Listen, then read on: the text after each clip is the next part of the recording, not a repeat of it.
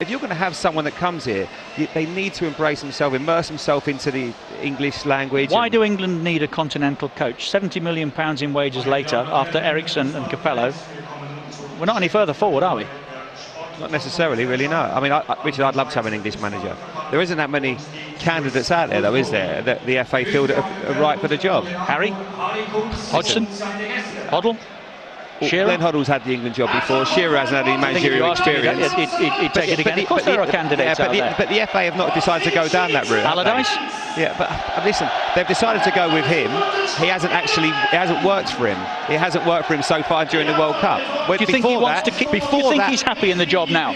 I'm sure after the World Cup he must have looked at the situation, assessed it and thought, this isn't for me, this job. The pressure, he was under immense media scrutiny. Everybody was on him. Everybody was saying, can he handle it?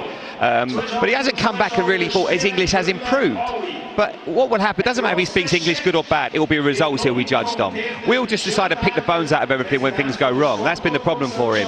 So since the World Cup's come about, we've decided that his English isn't good enough. There's been a number of factors. More for me than more anything else, I think it's his inability at times to change formation. That's more important than his English. That's been something that I feel stronger about than his English. But he has to improve that. It's 3 years now. You know, that's not going to make him a good manager for England, not whether his English is good enough. At the end of the day, he has to send the players out with the right, the right attitude and the right tactics. So that's more important than him learning English. That is a small part of what he needs to do, and he needs to improve it.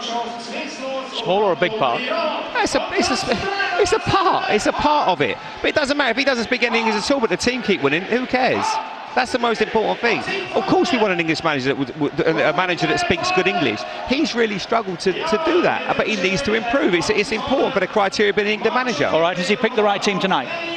For the players he has available, Richard, I think he has. It's good to see Theo Walcott playing. The problem he's got is a centre-half situation. I think there's 15, 16 caps between the two centre-halves, and that's an important area. Of course you'd like Ferdinand and John Terry.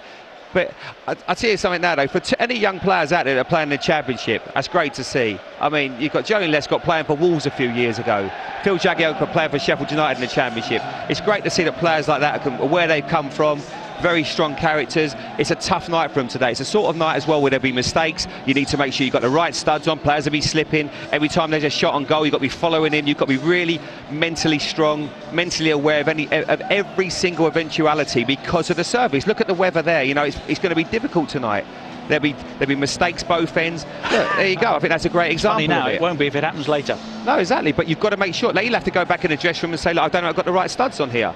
These are all part and parcel of the game now, So, but I do like this young man. He is some goalkeeper. He can be anything he wants. I mean, I was lucky. He's not happy about that surface, is he? No, he's not. But this is what I'm saying. He might have to go in there, get some longer studs on. Do it now. Do it now rather than later, because you don't want to come out. You come out, and as the ball's coming back to you, and you just slip. But he's a special goalkeeper. I mean, I played alongside David Seaman, who was one of the all-time greats. I think a lot of people are still scratching their heads and wondering why on earth he didn't play in goal at the World Cup. I don't think they are. How much better keeper did he become in the 2 months he had off? But I wouldn't have picked him for the World Cup. Why not? He was the best. Was he?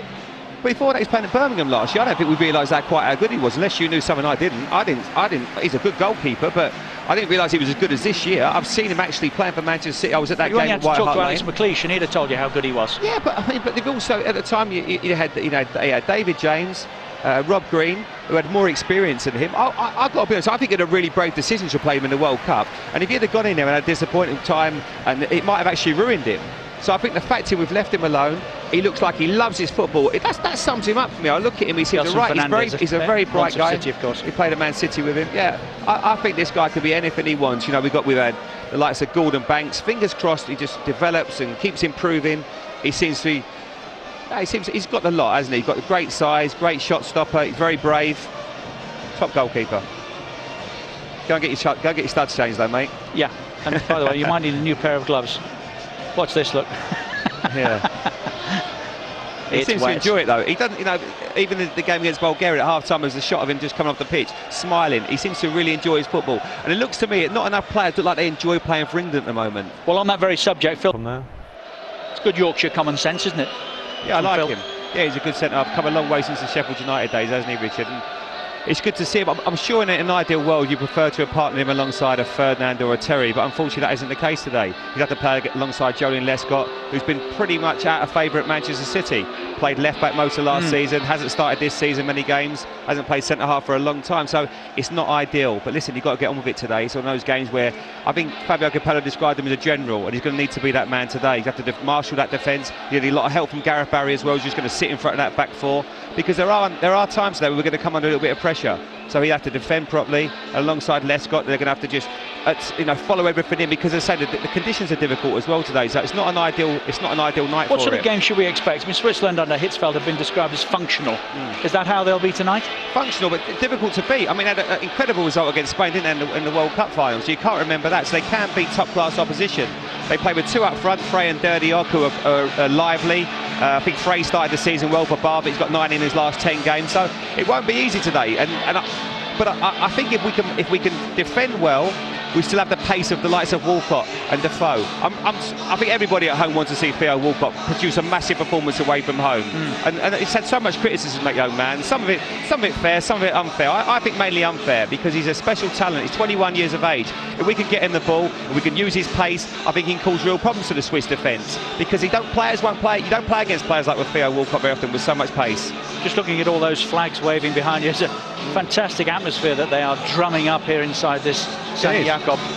It's a nice stadium. It's a real football stadium, isn't it? It's a tough night for it tonight. But it's a European Championship venue, wasn't it? I think Germany and Portugal turned on a game and a half here. No, exactly. No, I'm looking forward to it. It should be a really good game, and we'll find out a lot more about the players and what we did against Bulgaria on Friday night. That's for sure. What's a good result for England? I'll take a draw now. I'll take a draw. I'm sorry, Richard. I know what you're trying to say to me, that we should come here and win. That England fans, those 4,000 fans there have come to see England win, haven't they? Of course, well, so have I, so have you. But you can't. You have to accept where we are in the world standards at the moment.